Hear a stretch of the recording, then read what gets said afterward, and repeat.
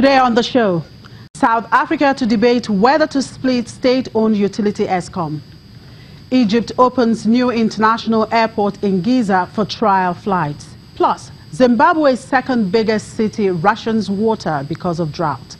Thank you for joining us and welcome to Business Incorporated. I'm Chimezie Obi Iwagu. First, the markets. And only the EGX 30 in Egypt traded in the green at intraday today amongst the markets we track here on the African continent. On the Nigerian market and the South African JSE was in the red. Kenya closed in the green on Tuesday. And in the Middle East, Saudi Arabia stock market rose, bolstered by petrochemicals, while Abu Dhabi was pulled down by Union National Bank and Abu Dhabi Commercial Bank after announcing a three-way banking merger. Abu Dhabi's index slid 0.56%, with Abu Dhabi Commercial Bank losing 2% and Union National Bank dropping 4.5% to its biggest intraday loss since May 2017. Saudi Arabia's index inched up 0.03%, with market heavyweight Saudi Basic Industries Corporation gaining 0.5%. The Dubai index dipped heavily 1.07%, with developer Damac Properties losing 1.6%. The Qatar index fell 0.3%, hurt by a 0.4% drop in market heavyweight Industries Qatar, while Commercial Bank was down 0.7%. And in Europe, markets were slightly lower in the morning as investors awaited Federal Reserve monetary policy guidance and the outcome of high-level trade talks between the U.S. and China. There are several news on the wires that have drawn market interest today. Well, let's get a sense of those from my colleague at the Frankfurt Stock Exchange, Paul Christian-Breeze. Good afternoon, Paul. Good afternoon. So let's begin from across the Atlantic, where Apple is reporting Tim Cook is upbeat about the future despite a slump in Apple smartphone sales. But does he really have reason to be? Well, Apple certainly has an iPhone problem, an iPhone selling problem that is, and it's costing the company 15% of its revenue. We've known this since around the beginning of the month when Apple had to pre-announce because the iPhone is selling so badly, especially in China. Since then, Apple has taken measures. It has cut some of the costs. It has offered rebates and lowered the price. But we don't know if that's been effective or not, because Apple is no longer posting unit sales. It's no longer publishing unit sales. And so we are in the dark about this. But there are some positive news readings from the earnings report, especially in the service sector that is very strong with Apple. So that means Apple Music and the App Store, the iTunes Store.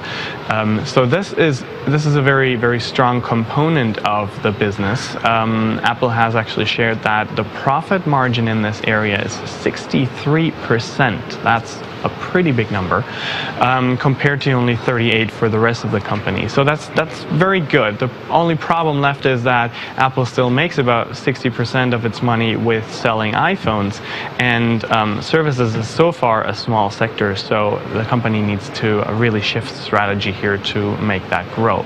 Tim Cook also said he was positive about the trade talks and expected the two countries to figure things out so things would improve in China. Now, where he got that from, I'd be very curious.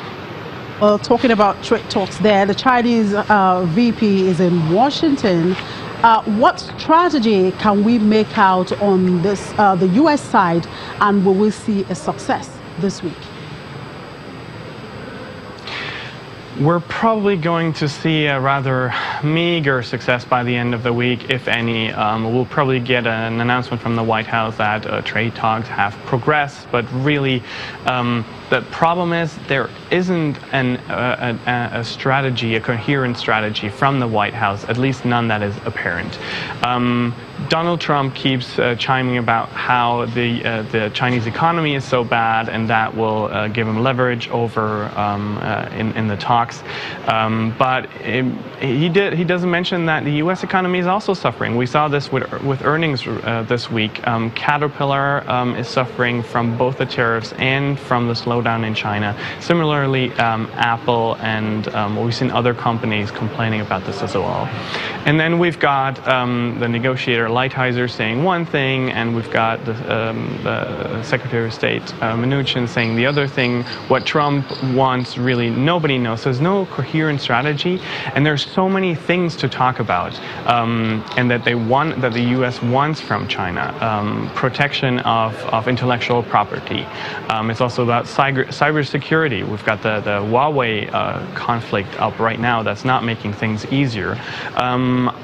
It's also about the economic policy of China in general, opening up the economy. And let's not forget, we're also talking about trade.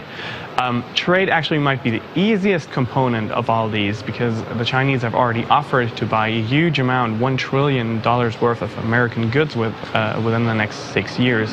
But so far that hasn't really swayed the U.S. side, and it doesn't seem there is a clear priority of what the U.S. really wants, at least none that is obvious. Okay, Paul, let's talk Brexit now. The British Parliament wants changes to Theresa May's deal.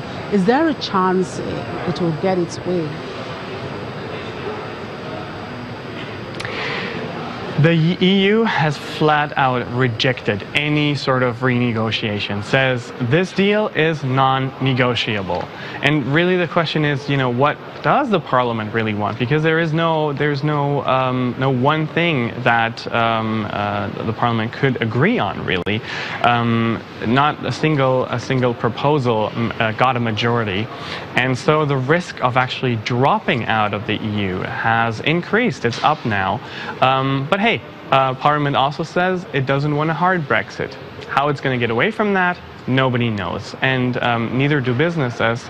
Retail stores right now are turning into preppers, these people who hoard stuff in their basements. And that's exactly what supermarkets are doing. They're hoarding stuff. They're stockpiling food because they are worried that there might be food shortages, food supply shortages, glitches in the supply chains. And they said eventually customers will pay up for that lack of political clarity that we currently see in the UK. Thank you very much, Paul. Well, Fed will be addressing today on its interest rate decision. Let's make sure we keep it up on that. Perhaps we'll talk about that tomorrow. Enjoy the rest of the day.